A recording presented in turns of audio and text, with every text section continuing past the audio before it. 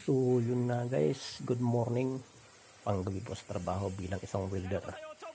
Kailangan po natin magsipag trabaho para sa pamilya. Yan po. Yan nga pala ang ginagawa namin sa bagong na ginagawa namin dito sa Europe. Bilang po isang welder, yan po yung mga kasama ko. Nakabaliktad po ang bagon na yan. Yan po nasa taas ay si GR Sigaan po ng taga Rizal. Sa po ay sa napakasipag po na welder po yan. Napakabait na tao.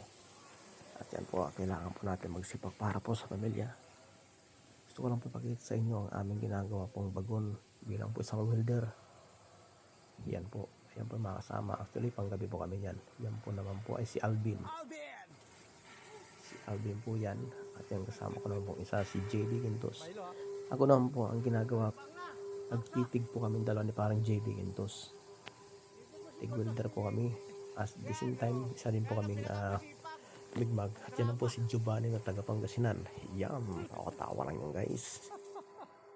Tawa lang po siya. Ayan po ang aming ginagawang bagon. Suportahan niyo po guys ang aking maliit na bahay. Maraming salamat po sa pagsuporta ninyo sa maliit ng bahay. Maraming salamat po bilang sa OFW na lumalaban para sa pamilya. Maraming salamat po. God bless po.